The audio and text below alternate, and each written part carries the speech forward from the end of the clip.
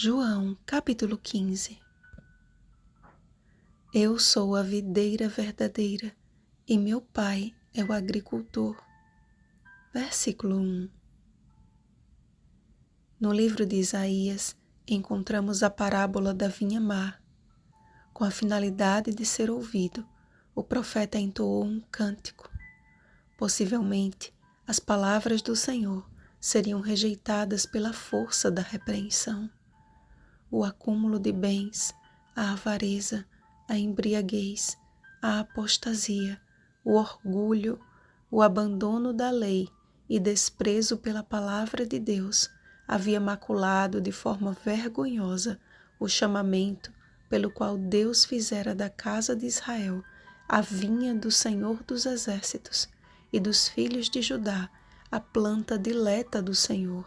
Isaías capítulo 5, versículo 7. Como uvas amargas, intragáveis ao paladar, eles colheriam o resultado de seu afastamento de Deus. Apesar de todo o cuidado do amado agricultor, o solo infértil do coração tornou-se em deserto e lugar de trevas e angústia. Isaías capítulo 5, versículo 30. Jesus, então, se apresenta como a videira verdadeira. Onde Israel falhou, Cristo venceu. As advertências de Isaías compunham o corpo escriturístico de profecias dadas à nação eleita, a fim de despertar-lhe a mente para o entendimento do plano da redenção. Como a geração de Isaías, assim foi a geração que rejeitou o Messias. Não compreendiam a essência da lei de Deus e do caráter divino. Se guardardes os meus mandamentos, permanecereis no meu amor, assim como também eu tenho guardado os mandamentos de meu Pai, e no seu amor permaneço. Permanecer na videira significa dela extrair o que seja essencial para a vida, a fim de que deis muito fruto. Significa ser nutrido pelo Espírito Santo, a fim de manifestar na vida o amor de Cristo. É nosso dever cristão apresentar a verdade ao mundo de forma clara e honesta.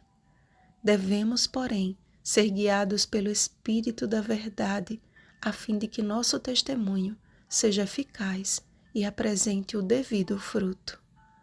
Amor, alegria, paz, longanimidade, benignidade, bondade, fidelidade, mansidão, domínio próprio. Gálatas capítulo 5, versículos 22 ao 23.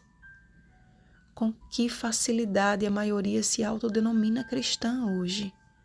Ser cristão foi resumido à mediocridade do uso de um crucifixo ou de frases de efeito em camisas e redes sociais. Creio que ainda existem muitas pessoas sinceras nesse meio e que o Espírito Santo as está chamando a fim de que sejam enxertadas em Cristo Jesus.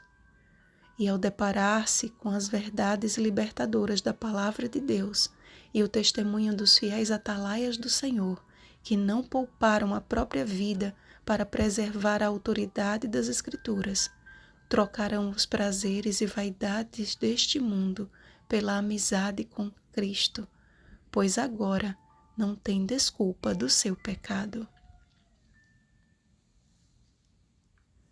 Amados, se temos um chamado a cumprir, este se chama amar. O mandamento de Cristo aponta para o fiel cumprimento dos mandamentos de seu Pai por meio de seu Espírito. Jesus colocou os mandamentos e o amor na mesma base. O próprio João, em sua primeira epístola, reforçou esta verdade. Se amarmos uns aos outros, Deus permanece em nós e o seu amor é em nós aperfeiçoado. Nisto conhecemos que permanecemos nele e ele em nós, em que nos deu do seu Espírito. E nós conhecemos e cremos no amor que Deus tem por nós. Deus é amor e aquele que permanece no amor permanece em Deus e Deus nele. 1 João capítulo 4, versículos 12, 13 e 16. Porque este é o amor de Deus, que guardemos os seus mandamentos. Ora, os seus mandamentos não são penosos. 1 João capítulo 5, versículo 3. Não há prejuízo em guardar a lei de Deus.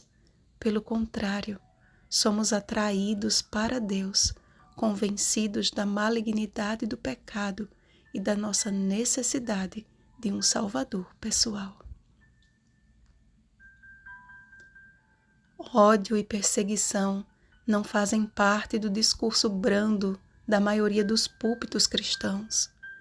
A consciência das massas tem recebido um sonífero religioso e não um sonido de alerta. O genuíno amor, meus irmãos, suscita a ira do mundo.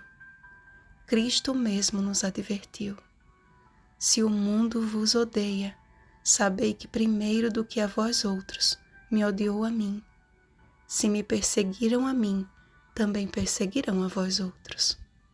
Paulo também escreveu: Ora, todos quantos querem viver piedosamente em Cristo Jesus serão perseguidos. 2 Timóteo capítulo 3, versículo 12.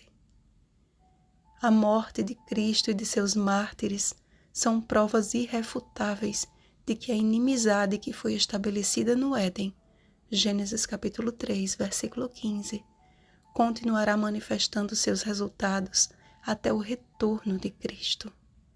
E a nossa única esperança está em permanecer em Cristo através do Espírito Santo, enviado a nós da parte do Pai, que nos tem guiado a toda a verdade.